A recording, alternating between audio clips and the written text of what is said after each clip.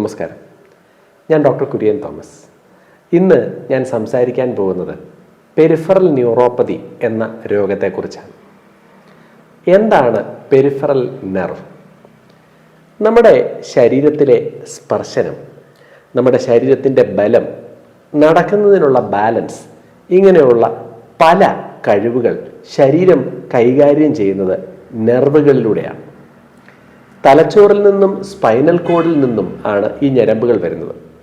നമ്മുടെ നട്ടെല്ലിൻ്റെ പുറകിലുള്ള spinal cord അഥവാ സുഷുമ്ന നാഡി എന്ന് പറയുന്നതിൽ നിന്നാണ് നെർവിൻ്റെ റൂട്ട് അല്ലെങ്കിൽ ഉൽപ്പത്തി ഉള്ളത്.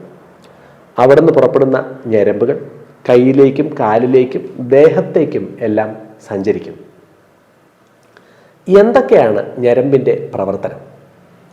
സ്പർശനം കൈകാര്യം ചെയ്യുക എന്ന് വെച്ചാൽ തൊടുന്നത്, ചൂട്, തണുപ്പ്, ഇങ്ങനെയുള്ള കാര്യങ്ങൾ. അടുത്തത് ബലവും ബാലൻസുമാണ്. എന്ന് വെച്ചാൽ കൈ ഇറുക്കി പിടിക്കാനും നമുക്ക് നടക്കാനും ചെരുപ്പ് ഇടാനും എല്ലാം ഉള്ള മസിലുകളുടെ ബലം കൈകാര്യം ചെയ്യുക. അടുത്തതായി ഈ പറയുന്ന മസിലുകളുടെ സഹായത്തോടെ നടക്കുമ്പോൾ ബാലൻസ് ഉണ്ടാവുക. ഇപ്പം ഞരമ്പിന് ഡാമേജ് ഉണ്ടായ ആൾക്കാർക്ക് പലപ്പോഴും സ്പർശനം അറിയാത്തത് കൊണ്ടൊക്കെ നടക്കുമ്പോൾ ഒരു വശത്തേക്കൊക്കെ വേച്ചു പോകാറുണ്ട്. അല്ലെങ്കിൽ കണ്ണടയ്ക്കുമ്പോൾ ശരീരത്തിൻ്റെ ബാലൻസ് പോവുകയും വീഴാൻ തുടങ്ങുകയും ചെയ്യും. മൂന്നാമത്തെ ഞരമ്പിൻ്റെ പ്രവർത്തനം ആണ് ഓട്ടോമാറ്റിക് ഫങ്ഷൻസ് എന്ന് പറഞ്ഞാൽ നമുക്ക് വിയർക്കുക, നെഞ്ചിടിപ്പ് വേഗത്തിലാവുക, ഭക്ഷണം കഴിക്കണം എന്നുള്ള ആഗ്രഹം തോന്നി ഭക്ഷണം കഴിച്ചു കഴിയുമ്പോൾ വയറ് നിറഞ്ഞു എന്ന തോന്നലുണ്ടാവുക, മൂത്രം ഒഴിക്കുന്നതിന്, വയറ്റിൽ നിന്ന് പോകുന്നതിന്, പിന്നെ ഈ നമ്മുടെ സെക്ഷുവൽ ആക്ടിവിറ്റീസിനൊക്കെയുള്ള കഴിവുണ്ടാകുന്നതിന്, ഇതിനെല്ലാം ഞരമ്പിൻ്റെ പ്രവർത്തനം വേണം. ഇങ്ങനെയുള്ള മനുഷ്യൻ്റെ കൺട്രോളിൽ അല്ലാതെ പ്രവർത്തിക്കുന്ന പ്രവർത്തനങ്ങളെയാണ് ഓട്ടോമാറ്റിക് ഫങ്ഷൻസ് പറയുന്നത്. അവയെ കൈകാര്യം ചെയ്യുന്നതാണ് ഓട്ടോണോമിക് നെർവ്സ് എന്ന് പറയും. അപ്പോൾ ആ പറഞ്ഞതിൽ നിന്ന് തന്നെ ഞരമ്പുകൾ പ്രധാനമായും 3 തരമാണ്. സ്പർശനം കൈകാര്യം ചെയ്യുന്ന സെൻസറി നെർവ്സ്, ബലം കൈകാര്യം ചെയ്യുന്ന മോട്ടോർ നെർവ്സ്, പിന്നെ ഓട്ടോമാറ്റിക് ഫങ്ഷൻസ് കൈകാര്യം ചെയ്യുന്ന ഓട്ടോണോമിക് നെർവസ് സിസ്റ്റം. എന്തൊക്കെയാണ് ഞരമ്പിന് ഡാമേജ് ഉണ്ടായാൽ ഉണ്ടാകുന്ന രോഗലക്ഷണങ്ങൾ അഥവാ പെരിഫറൽ ന്യൂറോപ്പതിയുടെ രോഗലക്ഷണങ്ങൾ? ദിവസവും ഒരു രോഗിയെങ്കിലും ഈ ന്യൂറോപ്പതിയുമായി എന്നെ കാണാൻ വരാറുണ്ട്. കാലിന് മരവിപ്പുണ്ടാവുക, കാലിൻ്റെ താഴെ എന്തോ പറ്റിപ്പിടിച്ചിരിക്കുന്നത് പോലെ തോന്നുന്നു, നടക്കുന്നത് പഞ്ഞിയിൽ കൂടെയാണെന്നൊക്കെ തോന്നുക. ഇതാണ് സ്പർശനം നഷ്ടപ്പെട്ട ആൾക്കാർ പറയാറുള്ള ഒരു പ്രധാനപ്പെട്ട കംപ്ലൈൻറ്റ്. പിന്നെ കാലിന് താഴെ തരിതരിപ്പുണ്ടാവുക, പെരുപ്പുണ്ടാവുക, പുകച്ചിലുണ്ടാവുക, വെറും തറയിൽ കൂടെ, ടൈൽസ് ഇട്ട തറയിൽ കൂടെയൊക്കെ നടക്കുമ്പോൾ കാലിൽ പൊള്ളാൻ അനുഭവപ്പെടുന്ന പോലെ ഉണ്ടാവുക, അല്ലെങ്കിൽ അതിയായ വേദന ഉണ്ടാവുക. അതുകൊണ്ട് തന്നെ അങ്ങനെയുള്ള ആളുകൾ ചെരുപ്പ് ഇട്ടുകൊണ്ടൊക്കെ മാത്രമേ നടക്കുകയുള്ളൂ. ഇതുപോലെയുള്ള മരവിപ്പും തരിപ്പ്, പുകച്ചിൽ, പെരുപെരുപ്പ് എന്നിവയൊക്കെ കാലിലുണ്ടാകാം, കയ്യിലുണ്ടാവാം. ചില രോഗങ്ങൾ ഇത് കാലിലും കയ്യിലും ഒരുമിച്ചുണ്ടാക്കും എങ്കിൽ ഡയബറ്റീസ് പോലെയുള്ള ചില രോഗങ്ങൾ കാലിനെ ബാധിച്ച് പതിയെ പതിയെ മുകളിലേക്ക് കയറി കാലക്രമേണ മാത്രമേ ഉള്ളൂ കൈകൾക്കൊക്കെ മരവിപ്പും തരിപ്പും ഉണ്ടാവുകയുള്ളൂ. 3 തരം ഞരമ്പുകളെ ബാധിക്കുന്നതിൻ്റെ ബേസിസിൽ നമുക്ക് sensory neuropathy, motor neuropathy, autonomic neuropathy എന്ന് പറയാം. പല ആൾക്കാർക്കും ഇത് മിക്സ്ഡ് ആയിരിക്കും. മരവിപ്പ് മാത്രമല്ല, അതിൻ്റെ ഒപ്പം ബലക്കുറവും വേച്ചു പോകലും, അതിൻ്റെ ഒപ്പം തലകറക്കവും വേർപ്പിൻ്റെ പ്രശ്നങ്ങളും, ഇങ്ങനെയുള്ള കാര്യങ്ങൾ ഉണ്ടാകും. ഈ ഓട്ടോണോമിക് നെർവസ് സിസ്റ്റത്തിനെ ഞരമ്പിന് ഡാമേജ് ഉണ്ടായാൽ അവ രോഗികൾക്ക് തലകറക്കം, കണ്ണിലേക്ക് ഇരുട്ട് കയറുന്നത് പോലെ തോന്നുക, ബോധക്ഷയമുണ്ടാവുക, അകാരണമായി വേർക്കുക, നെഞ്ചിടിപ്പ് പെട്ടെന്ന് വേഗത്തിലാവുക, കുറച്ച് ഭക്ഷണം കഴിച്ചാലേ വയറ് നിറഞ്ഞു എന്ന് തോന്നുക, സ്ത്രീ പുരുഷ ബന്ധത്തിൽ ഏർപ്പെടുന്നതിന് തടസ്സമുണ്ടാവുക, ഇറക്ടൈൽ ഡിസ്ഫങ്ഷൻ, അങ്ങനെയുള്ള കാര്യങ്ങളൊക്കെ ഉണ്ടാവുക, വയറ്റിൽ നിന്ന് കൺട്രോൾ ഇല്ലാതെ പോവുക, മൂത്രം ഒഴിക്കണമെന്ന് തോന്നിയാൽ പിടിച്ചു നിർത്താൻ പറ്റുകയില്ല. ഈ പറഞ്ഞ രോഗലക്ഷണങ്ങൾ ഓട്ടോണോമിക് നെർവസ് സിസ്റ്റത്തിനെ ബാധിക്കപ്പെട്ടു എന്നതിൻ്റെ ലക്ഷണങ്ങളാണ്. ഏത് ഞരമ്പിനെ ബാധിച്ചു എന്നത് കൂടാതെ എത്ര കാലമായി ഞരമ്പിന് ഡാമേജ് എന്നതിനെ ആശ്രയിച്ച് ഞരമ്പ് ഡാമേജിനെ അക്യൂട്ട്, ക്രോണിക് പെരിഫറൽ ന്യൂറോപ്പതി എന്ന് തിരിക്കാറുണ്ട്.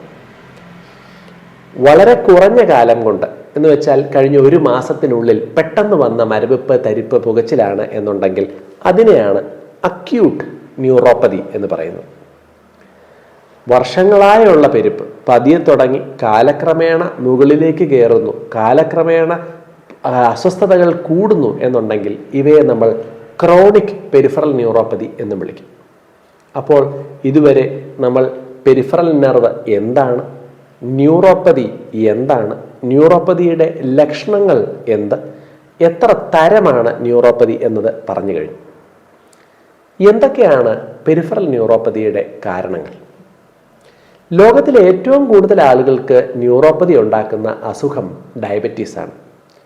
പ്രമേഹ രോഗം അത് കൺട്രോൾ അല്ല എങ്കിൽ ഏറ്റവും ആദ്യം ബാധിക്കുന്നത് ഞരമ്പ്, കണ്ണ്, കിഡ്നി, ഈ 3 അവയവങ്ങളെയാണ്. ശ്രദ്ധിച്ച് കൈകാര്യം ചെയ്തില്ല എങ്കിൽ ഈ ഡാമേജ് വളരെ പെട്ടെന്ന് വഷളാവുകയും വഷളായി കഴിഞ്ഞാൽ ചിലപ്പോൾ നമുക്കത് നോർമലാക്കാൻ പറ്റാത്ത അവസ്ഥയിലേക്ക് പോവുകയും ചെയ്യാം. ഡയബറ്റീസ് കഴിഞ്ഞാൽ പിന്നെ കോമൺ ആയിട്ടുള്ള ഒരു രോഗത്തിനുള്ള കാരണമാണ് മദ്യ ഉപയോഗം. മദ്യം ഉപയോഗിക്കുന്ന ആൾക്കാർക്ക് അത് മാറ്റിവെച്ചില്ല എന്നുണ്ടെങ്കിൽ ഞരമ്പിൻ്റെ ഡാമേജ് തുടർച്ചയായി വഷളാവുന്നതിലേക്ക് പോകും.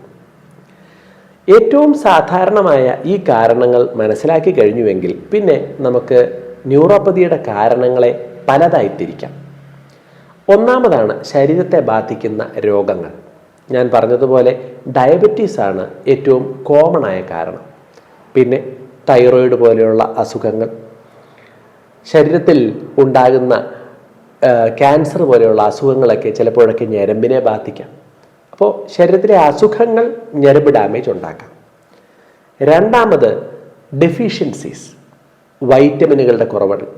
കോമണായി വൈറ്റമിൻ B12 ഡെഫിഷ്യൻസി വെജിറ്റേറിയൻസിലൊക്കെ കോമണായി ഉണ്ടാവുന്നതാണ്. ഇത് ന്യൂറോപ്പതിയിലേക്ക് വഴിവെക്കാം.